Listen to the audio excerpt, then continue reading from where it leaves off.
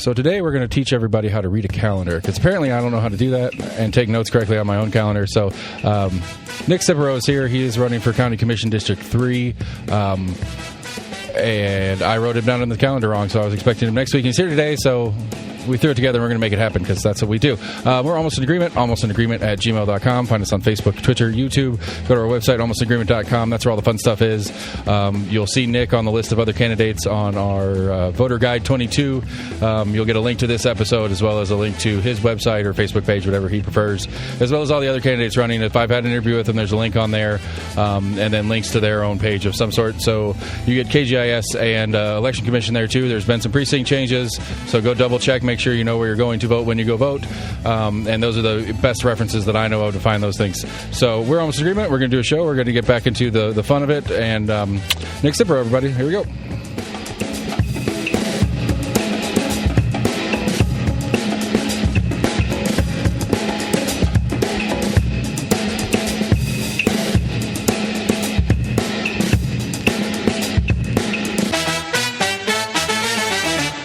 All right, hey Nick, what's going on, buddy? A bunch of stuff. Yeah, me too. It's been post-spring break got real crazy for me, and I haven't quite been able to get the world back out in front of me yet. Trying to get all these candidates in, and now we got, 9 days, and all the state candidates to start petition deadline comes in, and then I've got a whole other slate of candidates to start going to try to talk to. And so it's been it's exciting, it's fun, it's content, which is, I guess, is good for me, but maddening nonetheless. So I don't know. Okay, so last time you were in here, you were running for city. We went through that whole shebang. I don't know how much you want to go back in the past on that. I don't really care if you don't care. But and now you're running for Commission District 3. So what I always like to do, regardless, I know you've been here before, but give me the brief history of Nick and how Nick went from a little wee baby child to the man sitting in front of me today. Absolutely. So I was actually born in Florida, and then I moved to Knoxville in 91. So I was 11. I've been here ever since, basically. I've been out of the state and out of the country a couple times and whatnot, but not necessarily. Knoxville has not left my heart. Gotcha. A year here or, a couple months there or whatever. But so I was drafted into the music industry in about 98, about when I was 18. Had an interest in science all the way up until this point, and then it was like, oh, music gets girls. So, that's... Right, like any teenage dude does. Exactly. Sure. Yeah. Because it's either money, girls, or fast cars, and I had none of those things, so music could get those things. So it was just one of those things, and then by 2010, I was out of the music industry pretty solidly. I met my wife, got into the scientific field pretty deeply. Currently we do recycling fiberglass or glass fiber reinforced polymers. Long story is, Corvette hoods and wind turbine blades. Neat dorky stuff. Check. Yeah. And when I ran for city council, I was pointing some of the flaws of what was going on in the city because, I have a team of engineers that I work with, and we have to know math. So when you look at the city budget and the things like that, you're right. Like, they don't have the money for this. They don't have the money for Which is very interesting because there was an article like a week or so ago, and it's like I remember going through these city races and talking to, I was at Lauren Ryder specifically about some of the, there was the cap the tax thing that the waiter group was trying to push through and kind of stuff like that, which was an interesting, fun little bit of testing the process. I love those kind of things as far as we're having a, I can't remember what the technical term is, but a community-led initiative as opposed to it being commission or mayor introduced, and that was exciting and fun to watch.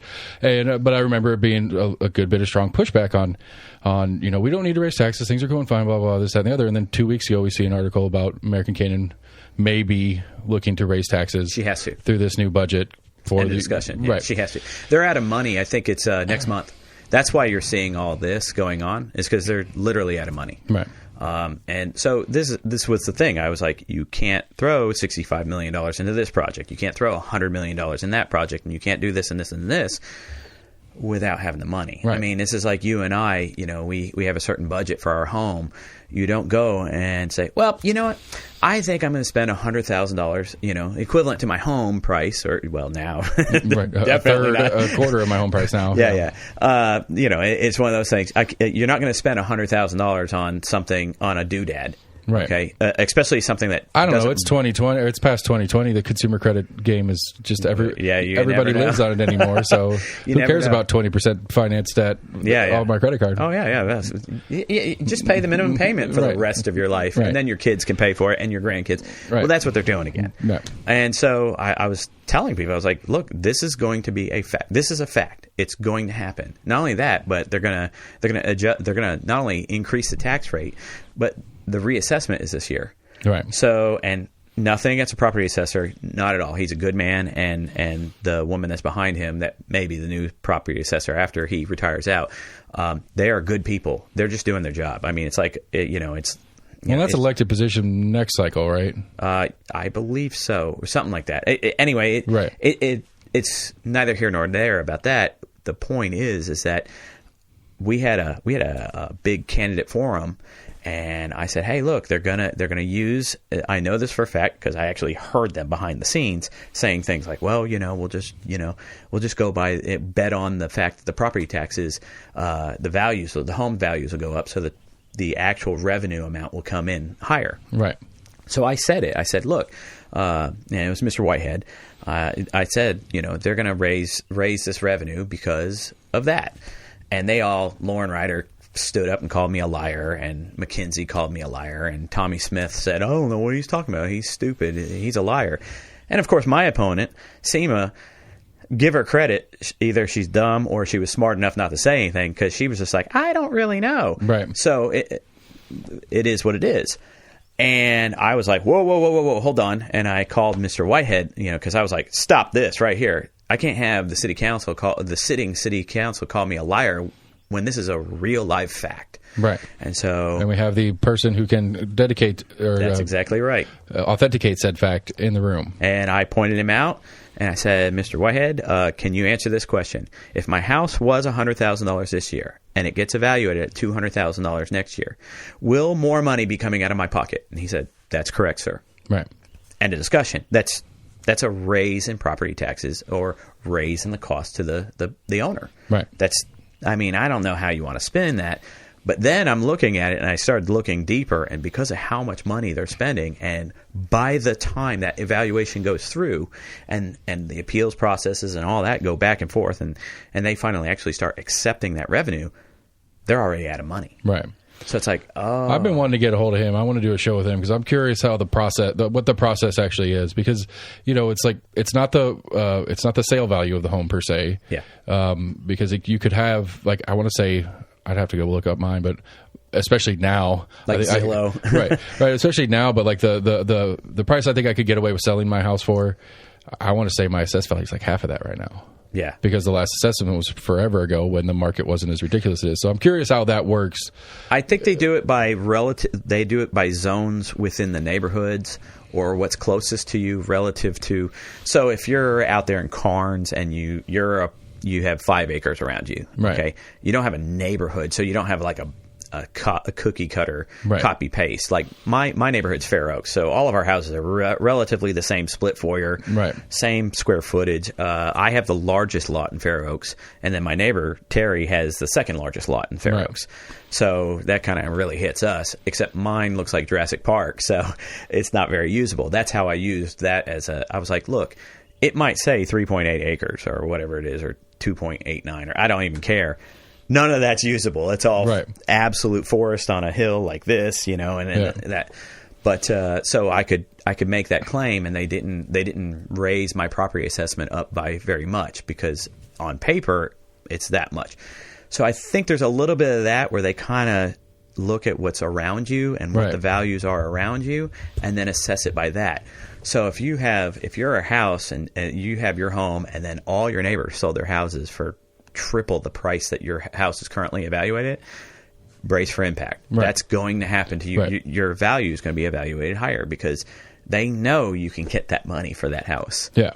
Yeah, that's I think again that process and the timeline of how that works, and then how that then impacts us as citizens is a curiosity that I again, like I said, I really want to get him on to get a little bit deeper into that. But to finish your part of the story on it is that if a property tax raise, whether it's city or county, goes into effect, if a property if the assessment goes up, in effect, you're getting a raise in your out-of-pocket tax expenditure. That's exactly right. And that was what you were called a liar for, and then that's where I interrupted your story. No, and then, of course, I had him stand up. He confirmed what I said, and literally, if those two women on the left could use Superman laser eyes, I would be dust today. I mean, they were looking at me like, you, and I'm like, you tried to call an engineer a liar about math.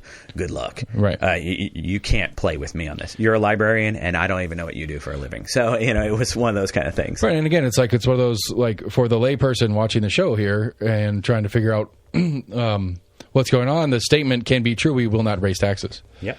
As far as we will not change the percentage amount that we are going to put onto your value to get our return. But if X happens, then it's still going to, the bottom line of it. And that's the politics, and it's normal, I suppose. It's unfortunate that it's normal, but it is. But, okay, so staying on taxes and moving to current race is we're in county, and that's a topic that everybody's talking about. I've heard a handful of candidates promise me they won't. Which, I don't know. I don't know. It's one of those I go back and forth on, because a lot of the promise, and on the same kind of little shell game, is, well, we let this multi-million-dollar development come in. Those values come up because it's been developed. Then that new tax revenue can pay for the infrastructure needed for that neighborhood to exist, and blah, blah, blah, blah. And it's like, okay, I get that. But it doesn't seem like that's really the case of what's currently happening. And so where are you on as a commissioner when this tax conversation comes up? Because we're mid-budget cycle right now. You don't get the seat until after that's all passed. But you will take over the current budget and then work on the next one. Because as of right now, there's not new taxes on this current budget. But next session, for lack of a better word, that may be a topic. Yeah. So evidently, from what I've seen, we're really far behind on our open development. There's a lot of different how they and by they I mean a lot of the developers and a lot of the city people and the county people that are trying to get Knoxville to be a big city. They believe that we're 15 years behind. I think we're actually more 5 years behind, because Nashville took a lion's share of all the new Tennesseans, right? Yes. But that being said, that is where actually the county... I'm sorry, real quick. Behind on what? Behind on total development, total development. Homes? Yeah. Okay. How many new homes are built and everything like that. And it's true. We are a little bit behind. In fact, we're, in a way, a lot behind, because we're behind the 8 ball on this. There's so... I mean, houses just sell like that. Right. And I've got a couple of friends trying to buy right now, and it's been brutal. I've had multiple employees that finally got in, got their homes. Right. I mean, it's tough. And I understand. I totally understand that, because we are having a huge influx because of COVID. That was one thing. People were getting out of New York and saying, well, I have a $500,000, Cracker Jack box. If I sell that in New York and then move down to Knoxville, Tennessee, you can get a McMansion. Yep. And you're good to go. Yeah. And the taxes are almost nothing. Right. Relative to what New York is, just excruciating. So I understand why those people are moving. That's one thing. I just hope that they keep their liberal values that have gotten them into that terrible position in the first place there, and they come down here and more what's that called? Come into the melting pot of Knoxville. Assimilate. Yeah, assimilate. Yeah, that is a good word. But a big word of the day. I like the melting pot idea. The kind of they bring their flavor in, we give them some flavor. It's delicious, and it's one of those things. Right. So, because that's a good analogy for the United States too, to live by. So it's one of those kind of things where, they come down here, they're buying up houses because it's cheap for them. Right. And for us, to move laterally, now you can sell your house for a whole lot more, but where are you going to buy? Right. And that's one of the things. So now I'll get to my background. The real kicker to that conversation, though, is have been renting, just started a family trying to buy a house. So you don't even have the advantage of that major cash influx of the sale to go into the buy with. You do. Right. That's a national thing. That's not just a local thing for the most part. People trying to get their starter homes are struggling across the board. Oh yeah, that's definitely a fact. And so, with that being said, we are expanding and everything like that. And one of the big things with that infrastructure thing is when you are a county commissioner, whether or not you give the thumbs up on that planning, on that zoning, so that they could do that development. Right. Because I'm going to say this, where I live, Fair Oaks, there's not really that much room to do that. Now, right next to it is an area where they just put up, I would say, 30 or 40 apartments. Okay. Now, that road that goes into McCamey right there, the whole intersection is kind of wonky, and it's really small. And McCamey is a very narrow little, it's just a 2-lane, but it's literally drop off on each side. It's not built for that much traffic. Right. And so when they go and they give the thumbs up to things like that over and over and over again, it's one thing if you had a building project that's right over off of Hardin Valley, where Middlebrook's 4 lanes wide. It's right there next to Pellissippi Parkway, all that. And some of that is in my district now because they've moved the districts around.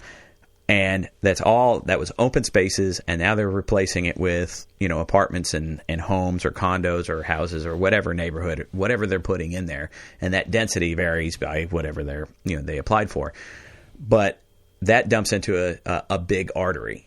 And that's kind of what you have to think of as, a chemical engineer. That's all we do is fluid flow and thermodynamics all day. Right. Now, that's why I dabble in material science, because it helps me do my job. But that being said, what happens there is you just have to look at, what roads are around there? Is it possible for a 100-person or 100-family unit to be stuffed right here in this little area that only has one road going into it? And it goes into another, a tiny road at that, 1 lane on each side, this and that, and it's old, and it's been there forever, but it didn't have to have that traffic, that upgrade to the infrastructure for the the current residents. Right. That's what you have to do, and you can actually literally ask the developers to offset some of this cost. There's one that's off of I can't remember. I'm doing really bad. We had one right out here. There's a big project right out here off North Shore. There's a North Shore Corridor Association that's trying to fight back on it because North Shore can't handle the traffic, and I agree with that part. That's exactly right. But one of the things that this developer agreed upon is that they would put a wastewater facility because it's on the river, and they would build the wastewater facility and give it to KUB that would handle all the wastewater for that development and then what's currently surrounding it and stuff like that. And that actually ended up being the legal grounds for the group against it, being like, well, it's not zoned to have that, so you can't put that in. And it's like, well, to me that was a feature, not a negative, to put that in there. And again, I'm out here. So you're shooting yourself in the foot so that you can win a legal argument, right? But you're not going to win that legal argument because probably I'm willing to bet that the city and the county already voted thumbs up. Right. And it's going to happen anyway. You might as well take them up on it. And that's what I was saying is there was one that I was dealing with when I was in city council, and the neighborhood kind of didn't want it, okay? And it was an 8-unit condo, duplex thing. So 16 families live in this area. It's right there off of, Francis Drive and all that, right? Mm-hmm. And really, you know what I did? I knocked on the man next door, his door. Right. Because, ironically enough, where he lives, the property next door, his father owned that land. So I asked him, what do you think about it? He goes, well, if they make sure that the road is right and that, maybe there's a sidewalk that goes, because if they have kids and all that stuff, then, yeah, that works. That works for me. Right. Because ultimately, they have no other – this property is a little unique because it's triangular shape and the only neighbor is him. Right. Okay. So at that point, that's who you have to confer to, because the guy that lives next door is actually the person that's important. You don't want to burden him. Right. And if there's 5 neighbors, you got to talk to all 5. And so that's just how it is, And if the entire neighborhood hates the idea of a new development, that's how it's going to be. I mean, you kind of got to lean towards that. I hate to push back and say no, you can't have a development. I like the idea of Knoxville growing and it's one of those things that I hear all the time is we need more affordable housing in town, and it's like, well, if to me at least a layman economics view of what's going on right now is the reason housing is so expensive is a lack of supply. Yep. So we need to raise the supply level, but I don't want to build new stuff. Yep. And it's like, well, you got to. It's one or the other here. You can't have low priced homes and a low supply. It's just not going to happen that way, especially with the outside demand we have coming in for housing. Yep. It's just not an option. And it's just it's one of those weird things that I get in the conversation with people about. And it's like, they're stuck on the platform and this is what I'm going to do. And It's like, I don't know how to fix that, because I know you agree with this premise, is like you can't efficiently have the city or the county manage property like that. No. They can't be the ones who are going, okay, well, we're going to build this high-rise apartment complex and do it for way cheaper rent than everybody else, because that's going to force the market down and stuff. It's going to turn into a classical slum, which is no good for anybody. Yeah. And so, trying to get private entities to do it, you have to do it by allowing growth. Yeah, that's exactly right. And what you do, these developers are not, I don't think they're evil people by any means. They're just they're trying to make money just like any other person, right? But the neat thing about it is that as a county commissioner or a city council member or the county mayor or the city mayor, is that you can put earmarks on it, like, well, they'll meet with you and they'll say, hey, I'm going to do this and this and this. And one of the things I would say is like, well, okay, you can't have, if you're going to do this little development, I talked to him and totally liked him, because I said, hey, as long as the houses aren't all the same cookie cutter look, it looks like a real neighborhood instead of that. You know what I'm talking about? Those neighborhoods that have popped up that are all the same exact siding, same exact house, and there's 20 or 30 of these houses, and you're just like, oh, right. At best, the garage flip sides or something like that. Yeah. Or it has a different front door. Right. Well, that's not good enough. Fair Oaks is a pretty good example, or Cumberland Estates across the way, where the houses are relatively roughly the same thing. The same kinds of layouts, but they got creative with it and made them different colors, different shapes, different siding patterns, all those things are available. You can have all kinds of different facades and everything like that on the home, different roof color even, and it makes the neighborhood have personality. And I think that's one of the things that people are afraid of, is these McMansions or these cookie cutter, just the same thing stamped out house. Right. And all it is low income people coming in. If you have a $400,000 home off of North Shore, you certainly probably do not want a neighborhood full of apartment complexes where those people are, they might, they're paying $200 a month for their rent. Okay. Meanwhile, you're paying your mortgage, which is incredible. And they go out there and they have crappy cars and things like that. And they're, no insurance or something like that. And you pull out in your new Lexus and get T-boned by one of those kids that are, screwing around in a hopped up Honda Civic that's worth $1,800, has no insurance on. I understand these caveats, these when people go down this mental rabbit hole of why, they're gonna lock themselves in. They're like, I just don't want anything to change. Right. That's actually the real thing. They just don't want anything to change. They don't want any more traffic. They already have it. It's tough enough. You take a left on North Shore from one side, or you take a right, and it's just murderous. And that's a good example. North Shore is a good example, and also Rutledge Pike was when I first ran for city council way back in 2003. They were like, oh, we don't want to expand Rutledge Pike. And I'm like, yeah, right. Well, that's probably going to be needed. Right. And they never did expand it, and now it's just an absolute nightmare. Yeah. Yeah, you go down there, and it's just like, oh. I'm interested to see. I think North Shore needs to be expanded. I just don't know how. Yeah, with the space, with everything, where does it go? Where's the road go? Right. For long stretches of it, there is nowhere for it to go. Like, there's spots definitely where they could widen it out, add a couple lanes, whatever. But for big chunks of it, especially the more trafficy chunks of it, there's nowhere to go. Yeah. They're going to be in people's front in their doors. Yard. Yeah, in their front door, in their yard. And that is where you have to look at, process density and fluid flow. In chemical engineering, fluid is anything that's moving. It could be air, it could be water, it could be even salt or sand or something like that. Because as long as it's moving in a laminar way, then you can call it a fluid. So in that case, traffic could be considered that. And that's where, like, civil engineers should be looking into this, going and advising the council on, like, okay, these are areas that are, and not only that, not only advising the county commission and the mayor on this, but also conferring with the sheriff's department, because they have to get. Sometimes the police cruiser has to go 150 miles an hour down the road to get to the emergency. Right. Same thing with fire services. All those things. As long as they have their lights on, don't run somebody over in the process. Oh yeah. These are the jokes. Anyway, but the point is that you want to have that mentality before you put in development. And if the developer says, "Hey, I think I can get a stretch of traffic and most of the traffic to go in this direction, and I'll help with again, that one developer said, hey, I'll put the sidewalk all the way down Francis Road.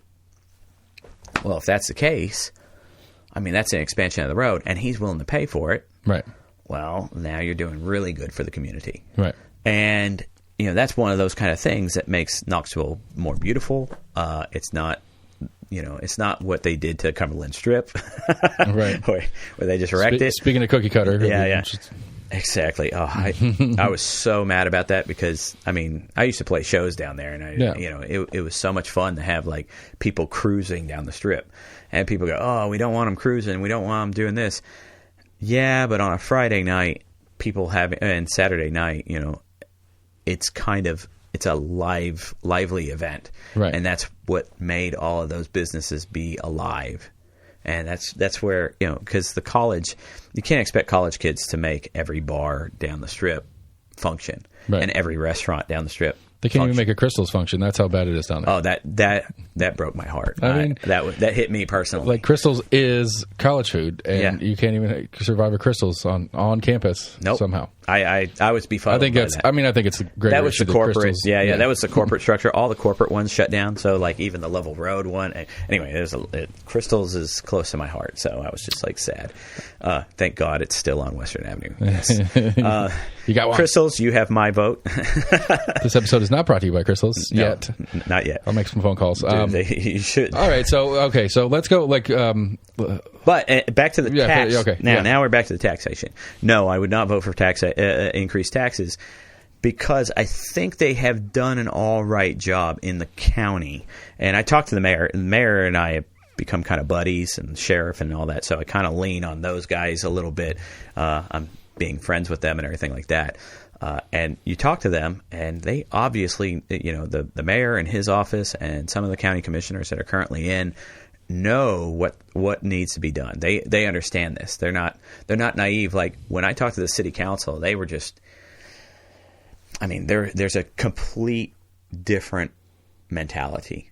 Like the county commission goes, yeah, I know there's a problem, and we're going to be accepting a burden, and it's going to be this, and we have to plan for this and do this and this and this. Meanwhile, the city council was like, there's no problem. Nothing. There's nothing wrong. And I'm like, dude, you are a frog sitting in the boiling water. Right. I don't know where you get this idea. You're either dumb or a liar. It's one of the two. And come to find out, they were just liars. So it is what it is. With the county commission, though, every one of them that I've talked to seems to understand that this is because it's actually a kind of a grave threat to the county. If they don't figure out what they have to do, these developers will develop in certain areas, and then the traffic is going to build up, and it's going to become unsafe, and things are going to become a problem. And then guess what's going to happen? They're going to get voted out, right? Very, very quickly, right? Because one of the things, like for me, like I've asked this question a lot. We talked about it on the show this weekend. It's like, and I get it. I get that it's a laughable joke, but at the same time, it's like, are we having real conversations about how much growth we want to have? I understand that there are two options. You're growing or you're dying. That's number one. So do we want Knoxville to die? Knox County to die? No. So we do have to grow to stay alive. That's just the way it works. You don't do it that way. You turn into one of those ghost towns and everybody leaves. But to me, it feels like it's just. Like, and I know there's been some discussion about a new 30-year plan and stuff like that, but it feels like recently, at least, it's been very ad hoc, trying to throw stuff together as it comes to us. Larson told me when I was interviewing him a couple weeks ago that, the idea of building a major piece of infrastructure to an area that hasn't been development is a good way to not get elected.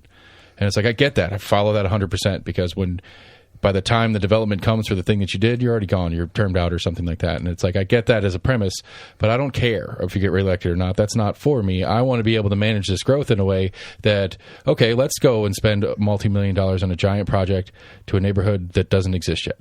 That's fine. Knowing that the growth is coming, because we do know that. And so just because that's an electability issue, that doesn't bother me. Well, yeah, it doesn't bother me either, because I'll tell you this right now. If I did all the right things for the 3rd District and I only get in one term and I did everything right, and the next person who, somehow they're better looking and more charismatic and did it, beat me in a race, I don't care. Right. because I already did the right thing. And that's the problem, is a lot of these people, I mean, I'm not saying anything negative about anybody, but a lot of these people sit there and they carry water for their political favors. I mean, I'm not trying to bash my opponent, but, you know, she carries water for Democrats. And not saying, oh, all Democrats are bad, but I haven't found. Wait, which one you have two? Oh, the real one, the real opponent. Okay. The most. Well, I mean, a month away. Okay. Yeah. So it is what it is. You know, you have people that owe people political favors, and they live by this political, you know, whatever. Ask me if I care if I get elected. I do, because then I can do the right thing for the 3rd district. But, and just like with city council, I was like, I'm just going to warn you guys, if I lose, you're going to watch your property taxes go up. You're going to watch this go on, this go on, this go on, this go on. And I was right on every single issue. And, you know, to see, you know, my favorite place to go is Reddit or Knoxville. And the reason why is because then you can see the real crazy going on. I mean, these people, they're fun. Actually, they're quite fun, because I literally was being, I accept dark money and then I bank it all and run away and laugh about it. That was one of the comments. And I was just like, really? Really? When I paid for my campaign with my own pocketbook? I guess I stole it from myself. You know? I mean, it is, and again, this is part of my long-term negligence up until recently. But like it does, like it seems so weird to me when people get like some of the stuff that gets pushed out there. Oh yeah. During the process, especially for me on Facebook, that's where I spend more time. But just the ideas that it's like this is this, and like I mean, some level, some stuff's going on, sure. Yeah. And it's not to prove or disprove anybody's theory on it. It's just like there's some stuff going on. There's, you know, like in the city races, we had those weird flyers come from Franklin. There was a pack group out of Franklin that was sending flyers for a city of Knoxville race, and it's like, well, that's odd. Actually, there was I believe that was something to do. So that's another thing. When my wife said it best, and I'll say this, is that when we were in that race, it was basically my campaign with the other campaign that was being operated by to the other 4. And then it was the city council was running their. All 5 of them were linked together as well. And so it was so funny from day one, as soon as the petitions were signed and locked in and the ballots were run through and, you know, official, the ballots are this. Right. They had a place over there off of Broadway, you know, near 4th and Gill neighborhood, right, that had all 5 of their signs. So they were already lockstep. They were already sharing funds. They spent $500,000 to, you know, between the 5 of them, right, to beat us. And it was one of those things, and not beat us, but beat the challengers. That's what I mean by that, because then there was like the Republican Party was trying to like lump us together, and I was like, guys, I don't think we're going to win that way, because I honestly thought that me and Kalinaris had the best chances of winning. And right. not being I mean, I agree against the others. Right, I agree that, but there was at least the District 1 candidate that was on our side of the ticket, for lack of a better word, was probably an anchor. No, I mean, she's a nice lady. Don't get me wrong. Right, but as far as some of the public issues that are going on in conversation that was being had, they started just beating her up, right, and lumping us together. I actually received like DNC, Knox County Democrats emails for their fundraising, right? Because know your enemy. Anyway, so what I do is I see what they're up to and what they want and what their initiatives are, and see if they're actually truly crazy or evil, or if they're actually being benevolent. And sometimes, I mean, I hate to say this, but sometimes they really want to do something. I mean, I get in a lot of spats with their Facebook page, because they throw a lot of stuff out that's just like, come on. Well, that's because they have a guy on. Or a lady, I don't know how to rephrase it right now. A person, they, them, that does that. So the head of the Knox County Democrats, he runs everything, right? Or she? Matt. Yeah, that's it. Matt Shear. That's right. And so he runs everything, but then their internet side is run by the other one, and the other one gets to do whatever. They have carte blanche. Yeah, I yell at Matt every once in a while. I'll text him and be like, "Hey man, what is this? This is ridiculous."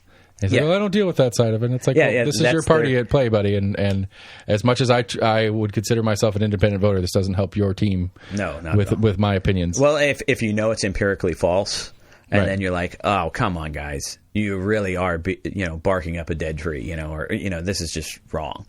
But at the same time, I guess the question to me is like, how many people that would actually see the post would be influenced to change their mind about something? That's the real part to me. It's like, fine, if this is a rallying cry to get your team that are already following you and that are already going to do whatever the D's do anyway, it is okay. That's fun.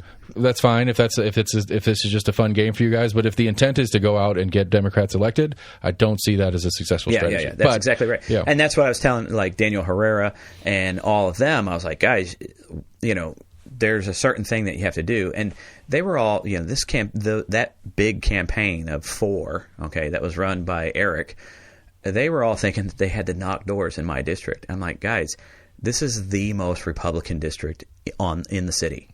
They're going to come out. Don't worry. We got this. It's taken care of. And I won that district by like 63% or something like that. Right. I absolutely, and that's why I said it on the news, I believe it was WBIR when we were doing the interview via Skype. And I said, listen, I'm going to get north of 60% of the vote. That's all there's to it in my district, period. And I expect the rest of the city to honor that decision.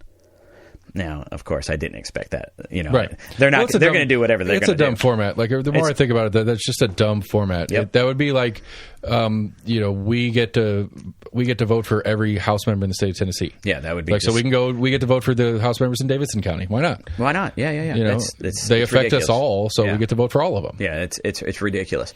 And like we discussed before, that was a Victor Ashe thing. That was just, and it's so funny because he's the first one to be like, I can't believe the Republicans went so partisan. And I'm like, Victor, you haven't been relevant for a long time for a good reason. Right. You sit there and, cast your stones from the News Sentinel, which is a dying paper, and you sit there and do all this and that and that and that and whatever. And this guy is like one of the worst of the worst.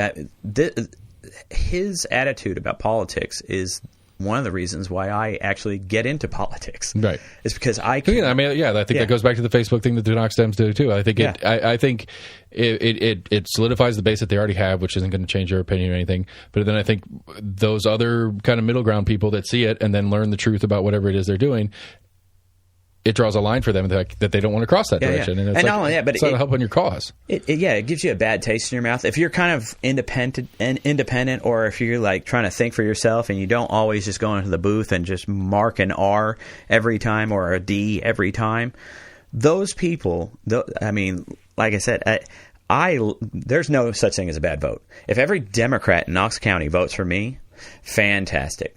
I won't be mad. I think in general, and this is across the nation, I think in general that I don't think elected officials consider apathy as part of the process. That is the thing. I think they count on it. I think they count on it so they can do what they want, but I don't think they consider it as a vote. Like, okay, well, I won 60% of the vote, but the total vote was only 32% of the population. Yeah. That means 68% of the population didn't care enough to put forth the effort. They do bank on that. When you see the political machines... Right, I agree that they bank on that for the election process, but they don't treat that as a choice of the citizen. They just take advantage of the lack of choice. Well, that's what they do. Is what I've noticed is what they do is they prey on that, because the more and more apathy there is... Okay, the Republicans are guilty of this, and Democrats for different reasons. Democrats are guilty of apathy for this reason, and teaching this civics lesson to my wife, who's Chinese, and she learns all this stuff, and then she starts going into deep dives and starts figuring it out, and she's like, "Wow, I cannot believe it."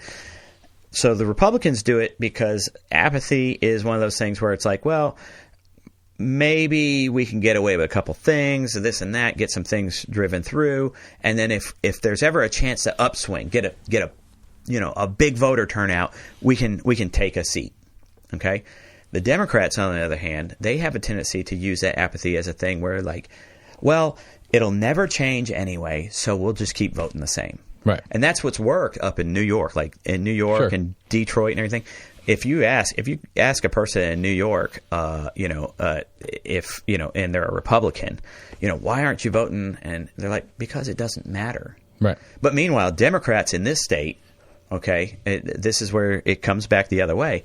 Democrats in this state, this is clearly a red state. I mean, it was funny when I saw that one little thing where they were talking about gerrymandering the districts and everything like that, and they showed like that area of Middle Tennessee is purple, and I'm like, no, that's very red area. Now, if you get around Nashville, you're going to see a little purple and deep blue in the center, Davidson County or whatever. But that area, like Crossville, Cookville, and all that, that's red as red can be. Don't even try to deceive anybody. Right. But that's the thing. The Democrats there, they show up and they vote every time, even if they think that, you know, their thing, because when they're in a hostile environment, they're active. Right. When they're in a non-hostile environment, they love the apathy. They just sit back on it. Yeah. And Republicans, on the other hand, I've noticed really hate the apathy. Because when they're in a hostile environment, they're just like, why are you not, you know, the politicians and the people trying to get a vote are going to the voters going, why are you so apathetic? Come on, get up and go. Right. And they can't, they're inverses of each other. Yeah. In other words, the Democrats can get people to come out in a hostile environment, and they don't do anything in a friendly environment, and vice versa. The Republicans, it's the opposite. Right. You know, they have a problem. I'm going out because I want to vote for the winner because it's the red place, and I'm going to vote the other. That's exactly win. right. And that's that. But it's like, oh, there's some crazy going on. And I got to hand it to them. Someone asked me about the election and how, you know, they ran the elections and everything like that, and they were like, oh, do you question the integrity of the Knoxville elections? And I was like, well, I was there watching the votes get counted. I was there how the machines operate. I know exactly how all that system worked.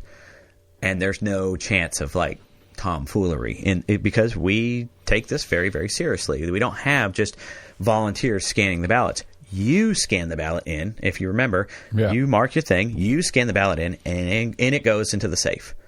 And if there's any question or qualm about what that computer pops out, you can actually request that recount. Right. And you can physically pull the paper out. They physically pull the paper up. 1, 2, 3. And if the vote is different from what the machine is, there's a big problem. We had no difference in vote to the machine. Right. None in the city election. They just beat us fair and square because they bust everybody. They ran the buses. They knew they were getting beat. I got a bunch of flack for because I agree with you. I think that the actual current city government put forth effort to be involved in that election, and I think that's there's improper. nothing. Well, no, but there's nothing wrong with that. I hate to say this, but if you're the mayor and you want your sycophants to be in there or your rubber stamps to be in there, you're going to campaign for them, just like the president campaigns and for again, his people. I will stuff like acknowledge that American Cannon can go out and use her time and energy to do whatever. But when the city government official sites and official Facebook pages and stuff is doing like, that's where it crosses the line to me. That is a little much, especially when they go and they say, "Oh, here are your candidates for the city council," and it's all of them and not us.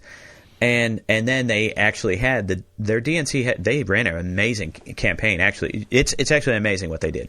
They went out there and got on the phones and had people on the buses with the cell phones, and were going down the voter registration list and going, "I know this person votes D, so we're going to call them. Hey, get on the bus. It's free. You get to." And they did that all in the second week of early voting. And they killed it. They murdered it because they didn't think it was going to be that big of a deal on the first week of early voting. Right. But when it was record turnout, you had that giant peak, and so a lot of that favored us. Then in the second one, that was all them. Right. That was all them just bringing home the votes. Right, because I think I had a show with Eric Wader and we were talking about that being like, I don't know, like I get the. It's a little unfair. I get the premise is but that it's legal, right? And it's one of those to me. It's like I don't think a lot of people understand how much data information the parties can pull when they want to. Yep. They can't say, okay, these are the official numbers from early voting day one, but they can get a good estimate by who showed up and that kind of stuff, and voter history and all the databases both parties have on what that turnout. Oh means. yeah, I had when I was over here at Westtown, or I mean not Westtown, but right here down the road for the early voting. I was marking them down on a clipboard, and you know who's voting for you and who's not. The people who were literally putting 2 masks on and wouldn't even look at me, you know, and I'm sitting in a Tesla, so I was thinking I was going to get a little bit of crossover, right? But when they wouldn't look at you and they were just, and they give you a scowl and head straight to the booth, you know you aren't going to get them. But the hundreds and hundreds of people that came and were like, heck yeah, or just gave me the little thumbs up when they got in the car and that kind of thing, you know what that is. Right. Okay? And literally, my check marks from the first week matched the ballot turnout. I mean, and the second week, we did well out west. I mean, we murdered out west, and thank goodness, Tim Graham was generous enough to hook it up so that the election commission could use the one up there in North Knox, the Convention Expo Center. Yeah. Because I was talking to Chris Davis, and he was like, "Well, the city doesn't want to spend the money," and I'm like, "Oh yeah, because they would lose if this is open." Right. Because I won District 4 and I won District 3. And if that serves those two districts. So, and then Clarence, gets a lot of runoff there. And so everybody can get a big runoff, right off there. Of course the city's not going to want to pay for that. Right. They wanted to keep 2 in District 6. I'm like, East Knoxville's important, but not that important. And I'm not trying to be, downplay their importance, but even their voter turnout was incredibly low. If one district gets one, every district should get one. If everyone gets 2, everyone should get 2. Or at least serve near it. You know what I mean? Not at least, not literally. The point is convenience. So lean on convenience. All right, so let's shift back. I haven't been to your new campaign website yet, but one of the ways I like to do these interviews is so you've probably got a top 3, top 5 list. I know we've already talked about development, we've already talked about taxes. What else are your kind of top priorities in campaigning / commission seating when you get there? Well, it's part of that, the taxation and monetary. Fiscal responsibility is my big thing. So it's not actually necessarily taxes, but it's fiscal responsibility, continuing to be fiscally responsible. When the county commission kind of let that thing slide with the baseball stadium, I was like, come on, guys, what are you doing? I mean, it's dead money as far as I understand it. Yeah, it's not. It's because, again, they have to pay out of the pocket. And so when you see that, you're just like, oh, okay, great job, guys. But the county's paying out a hotel motel tax that has to go to some sort of entertainment / touristable thing, and that counts. That's fine if you want to do that, but to that, and not only that, but the city is the one taking they're when they got that money, then they were like, oh, now it's $105 million, right? Instead of 85, now it's 105, and by the time it's over with, I think it's about $25 million is what that stadium's going to cost. So I mean, that's just 125. Yeah, 125. Yeah. I'm sorry. I forgot. I was like, sweet, we got a discount. Where'd that come? That'd be sweet. Yeah. then I'd be like, oh, I'm all for it. Hey, how did they do that? That's amazing. So it is what it is.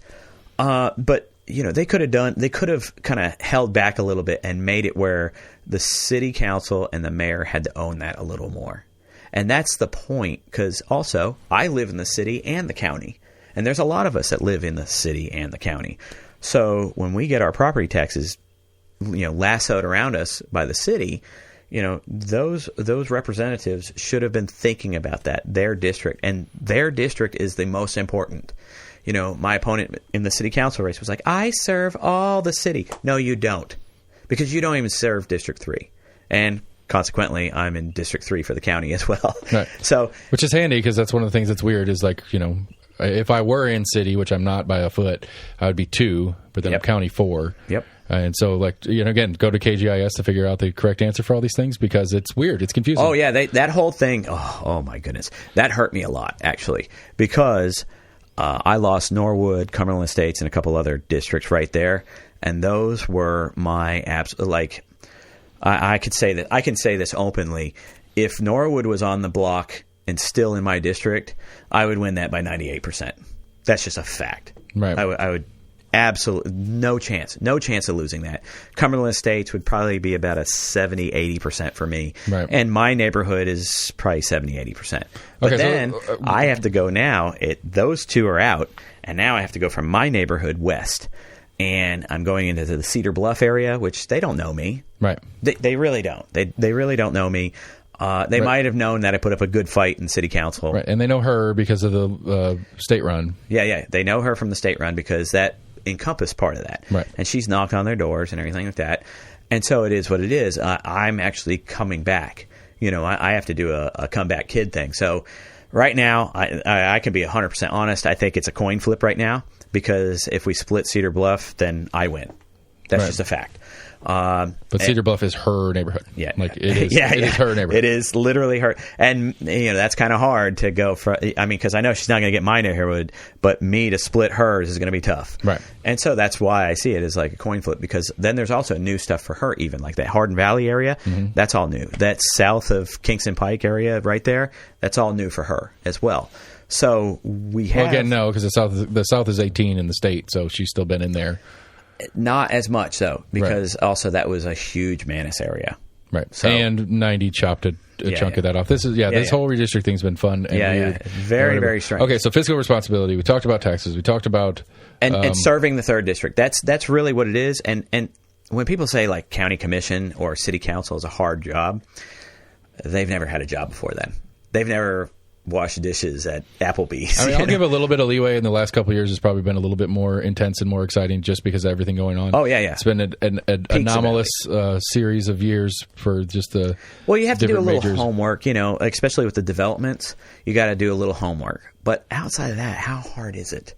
How hard? And I know a bunch of previous city council and county commissioners. Okay, I know a bunch of them. I know 10 or 12 of them, and they're all like, I don't know why people try to pretend that this job is so hard, because all you have to do is be a conduit for the people that are in your district. If you just serve your district and make sure, one of the things that I want to do is get the lights timed out.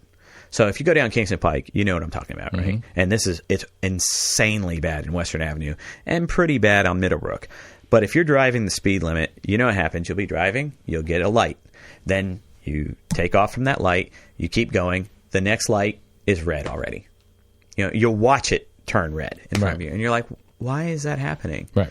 Well, it's called timing the lights. And some cities do it fairly well.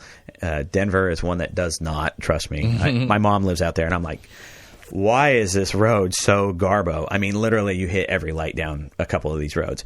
So, same thing in Western Avenue. My wife's killer at it. Like, she can remember the relationship of one light set to the next. There you go. And so she's like, well, if you get out of here pretty quick on this first light, you can make the second one. But if you don't punch it a little bit, you're not going to make the second one. Exactly. Every single time, so she's right, and I can't remember any of them. That becomes a problem, right. Because if you're trying to punch it to make it to the next red light, because it's stupid to have that. Right. It is so easy to program the lights. They do it from the city engineer's office, and that was actually one of the things I called, and they were like, "Well, you didn't win, so I don't care."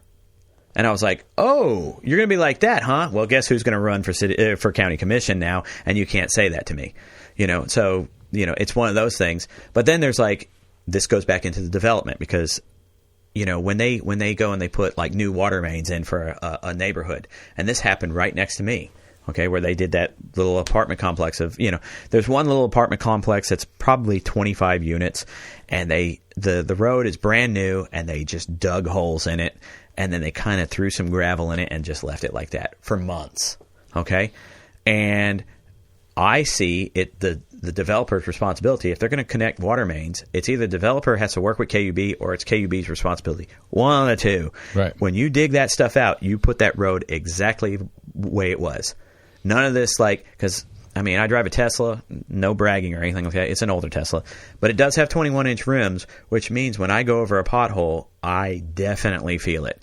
Because you have, expensive tires, expensive rims. I'm like, oh, did this just cost me a couple $1,000s? Right. Every time that happens. And so I'm like very conscious of that kind of thing in the road. And then, you have that going on where these developments are going on and they're digging up the road and then not returning it to what it once was. That's very annoying. And that also is why, again, people don't want to have change. They don't want a negative inconveniences. They want positive things in their life.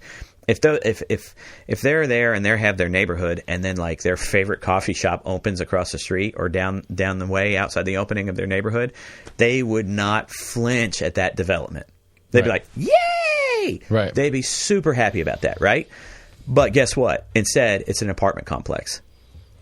So you got to balance this. And guess what? If you put that apartment complex there or the houses, that new neighborhood, you should probably get your coffee shop, because they're going to want those businesses are going to want to meander over there. But if the road is so narrow in the first place and you got potholes and this and that, it's not worth the trouble at that point for those people. Can you blame them? No. Does Knoxville have to grow anyway? Yes. So that's what you have to do. You have to do a lot of balancing act and listen to your constituents. That's all you have to do. It's county commission. Listen to your constituents. Kind of pay attention to what's going on. If the zoning, they give you all that stuff weeks in advance to see, oh, this is where someone is plotting they want to do a new development. You look at it, you go, oh. And then if you want, just take a drive at night or in the afternoon or something when there's no traffic, so you don't have to worry about it, and you get a good adjustment of, okay, this road looks like it's going to have a lot of traffic. Maybe in my spare time or my lunch break, I own my business, so I can just go down there. You know? I'll go down there and see, and I'll go, oh, wow, this is horrible. This traffic is horrible. Or, oh, this is not that bad, but it can become bad. Or, this is fine. There's no way that this is going to become unbearable. Right. And so that's what you do. That's all you have to do. It's not that hard. It's not magic. It's not ethereal. It's not nearly as hard as being the mayor. It's not as hard as being the sheriff, and it's certainly not as hard as being like the law director or something like that. You know.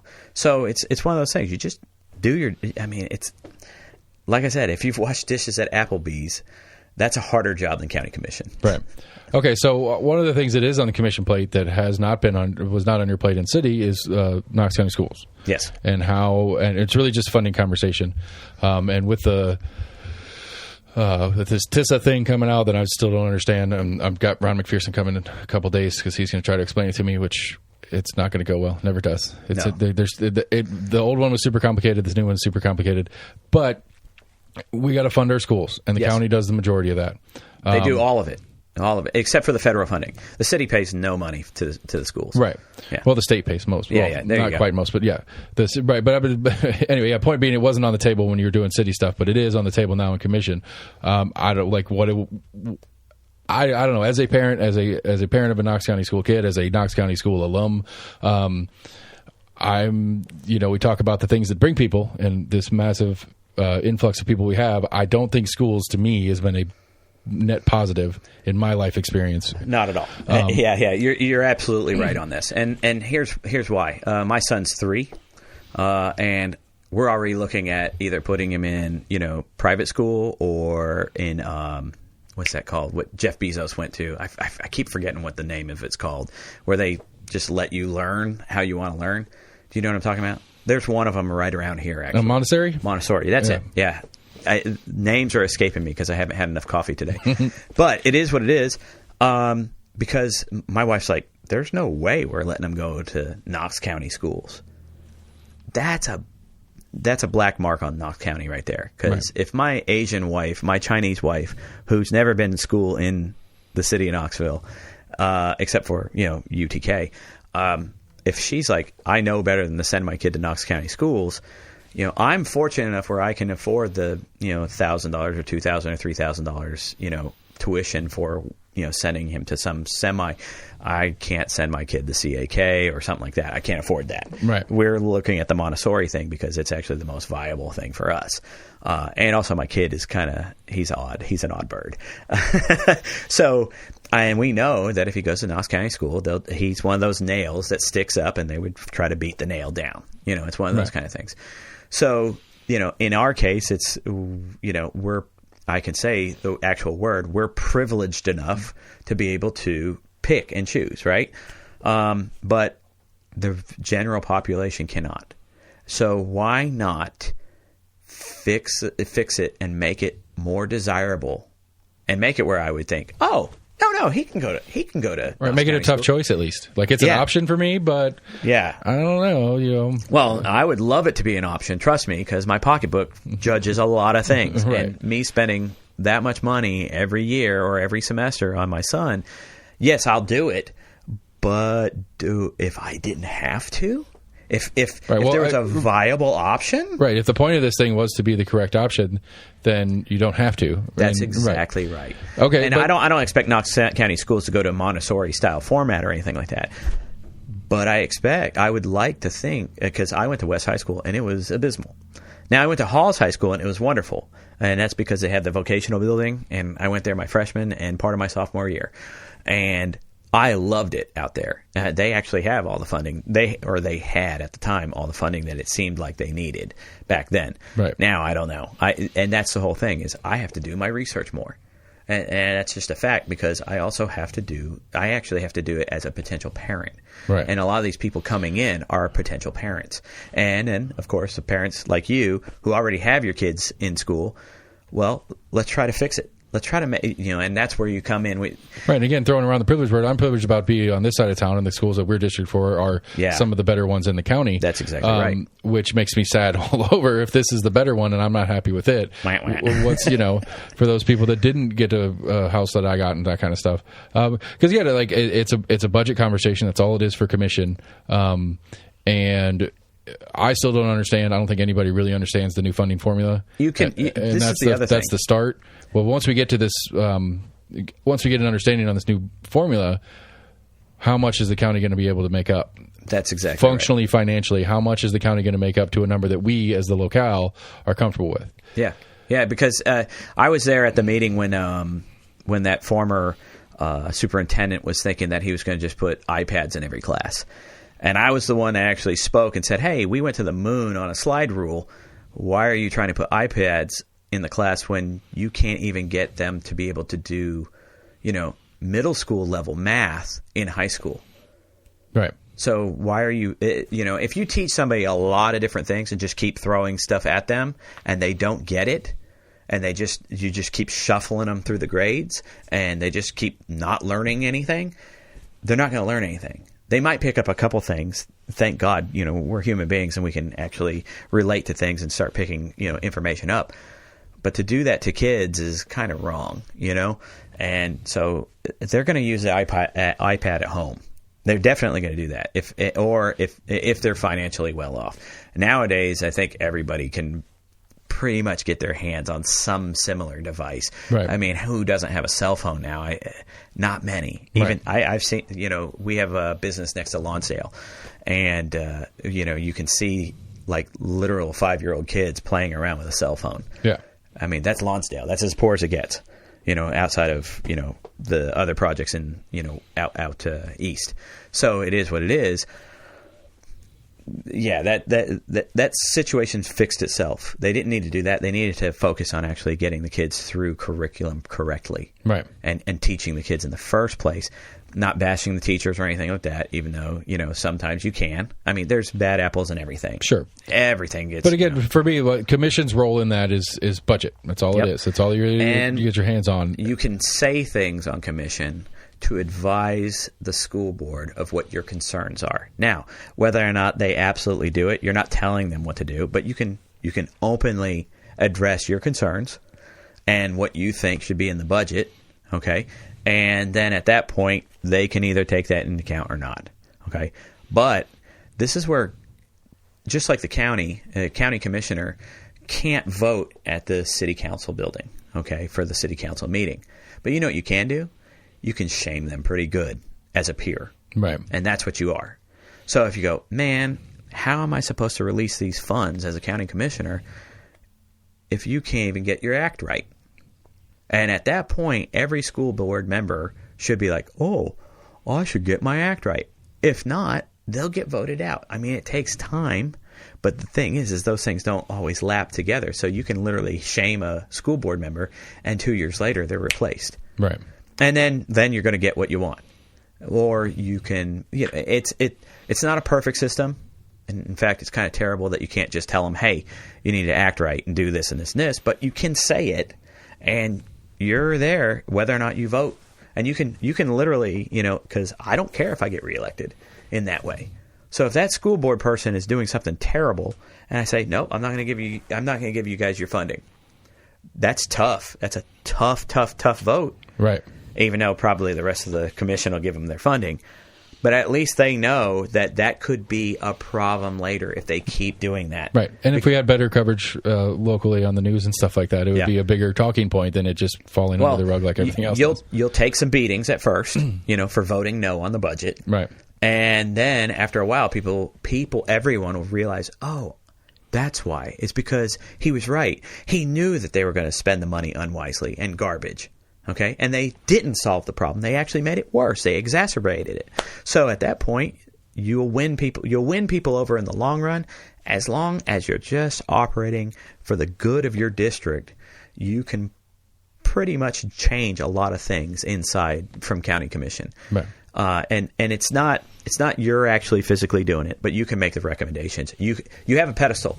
Even this is how I've done every time I've ever run. I had a pedestal, and it fixed things. I didn't expand Western Avenue. I didn't put 2 more lanes on it. But you know what I did? I ran for, state rep and said, hey, it's ridiculous that they haven't fixed Western Avenue. And then 3 days later, after Haller and Hilton Hill was like, wow, that's a good point, blah, blah, blah, blah, blah. Guess what happens? They go and they convene and they vote to expand Western Avenue. So, my dad doesn't have to worry about getting head-on collision coming from Cumberland Estates. Right. And now, since I live over there, I don't have to worry about it either. Right. So, and they fixed it. Shod Road was another one. I was like, gosh. And when we were running for city council and she was the city council, opponent was claiming that she did this thing for Shod Road. And I'm like, that's a county road. You have nothing to do with it. And not only that, but it's not even in our district. It's just outside our district. You had nothing to do with that. Right. To even try to claim that is ridiculous. It was approved like in 2012 or something like that too. It's been on the docket and been worked on forever. They started it in 98. Yeah. When I was in high school, they started that Shod Road intersection. Yeah. And then what happened was they kind of just, I don't know exactly. I didn't look into it too much after that because I moved away, out of that area and I lived in South Knoxville for a while, and I lived in North Knoxville, and off of Central. So I've lived in every district of the city. Yeah. I just pretty moved close. around. I've moved around and moved around and moved around. But, knowing that, it was just like, come on, guys. Now that they're finishing it, it's amazing because it's going to be a great artery that zips people back and forth, and they don't have to just ride in the right lane on I-640. Right. Skips 40, it should take 40 traffic and Kingston Pike traffic out of there. All right, so we're running a little long, and that's fine. That's all right. So the standard 5 questions to close the show. I'm trying Okay. I lost my sheet when I reorganized the room, so I got to do this by memory. And it's going to, as soon as I started, I forgot what they were. All right, we're skipping to 2 because I know that one off the top of my head. What's your favorite ice cream? Oh, my favorite ice cream is Moose Tracks Extreme. Moose Tracks Extreme. Yeah. The chocolate on top of chocolate peanut butter cups. Okay. I'm on keto diet too, so I'm like, because I really love it and I cannot have it. All right. So then, what's your favorite place to eat with or without your keto diet? That's number 3, by the way. Oh, yeah. So Asia Kitchen is one of my favorites, even though I'm on keto, so now I can't do it. So while I'm on keto, it is either Poke Bowl down on the Strip, because we have a lot of meetings at UTK, or Jimmy John's. I'll have an unwich, and then I murder those things. An unwich. I'll have to try that one. That sounds like my speed. Whatever makes the worst breath possible is usually what I'm chasing after. Well, it's basically a sandwich wrapped in lettuce, but there's no bread. Oh, yeah. So, yeah, it's a lettuce wrap. Okay. Jimmy John's, I'm addicted to their hot peppers. It's crazy. Okay. All right. So 4 is... Was it the partisanship one? Yeah. 4 is, do you feel like partisanship is a value to me, the voter? Sometimes. We went over this, like sometimes the Republican Party is good at stuff and sometimes it's bad. And same thing, the Democrats are good at things and bad at things. So it helps you understand... A lot of times you understand what team, where they are on issues, because that's why the parties exist, is so that they say, my issues are this, and no, my issues are this, So and it is one of those things. Unfortunately, though, it is a divider as well, because, well, I mean, like even now, you and I grew up when free speech was a Democrat thing. Right. And that's why I respected Democrats way back when in like the 90s, when Janine Garofalo and some of those comedians and stuff like that were obviously kind of left leaning, but they were Democrats obviously as well too, and this and that, and Patton Oswalt and all those, and they were talking about free speech. I should be allowed to, if it's burn the flag, it's one thing, or say, something off the wall. Okay, fine. I actually enjoyed all of that. You could say whatever you want because we're the only country in the world that has free speech. Even that trope, you can't yell fire in a theater, that's actually a lie. That was actually struck down by the Supreme Court in like 1972. So that whole thing, anybody that gives you that argument, oh, well, you can't do this. No, yes, you can. And the only thing you can't really do is you can't say, I'm going to go kill the president, or kill this politician, or make physical threats, or verbal threats that can transcend into physical threats. Right. And the reason why that's kind of like, you understand where that slippery slope is I'm going to kill you. And if you have a gun, well, I believe you. Right. At that point, or you have a knife or whatever, so it is what it is. But that's not, if I say, hey, the president is a piece of garbage, there's no stormtroopers coming in. It's not like China. It's not like at France or even Canada. Now Canada is that bad. Yep, I cannot believe craziness, it. Yeah. And so when that partisanship, when that flipped to the Republican side, when the Republicans were the ones embracing free speech, that's actually when it emboldened me to be more Republican. Because I was kind of like libertarian, sitting in the middle a whole lot more than I do now. And also I got older, so, you kind of start there's fixating. the joke. It's always like show me a young man who's a Republican, I'll show you a heartless child. Show me an old man who's a Democrat. I can't remember brainless. how it goes. Yeah. Right. Brainless. Yeah. Something of that nature. Something of that. And that's the whole thing. That's what solidified it for me, though. Because once free speech was being attacked by the left, I realized, you've done the full circle. Right. And what people don't realize is that's why the Nazi symbol, the swastika, it's actually called the wheel that spins forever to the left. Because they were actually a leftist organization. No matter how many times Google tries to say the definition is this and this. No, you can look up an Encyclopedia Britannica from 1935, which I have one, and it literally has, the early initiating of, Nazism and fascism rising up in Italy and in Germany, and they talk about it. It's like a left-leaning ideologue, this and that, blah, blah, blah, blah, blah. And now, somehow, miraculously, they think it's right-leaning because, they were racist against a group of people. Well, racism is not a right or left paradigm either. Right. And that was one of the things that kind of kept me away from, I had the misnomer that the Republicans were racist.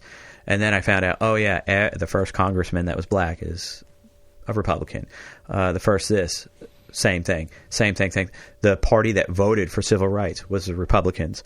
The party, Lincoln was a Republican. We forget this thing, because they, and they say that the paradigm shift of the 60s and 80s or 70s and 80s. I'm like, because Strom Thurmond found an opportunity. He was the only one that flipped from Democrat to Republican. And yet that was like Clinton's, mentor and all these other Democrats' mentor.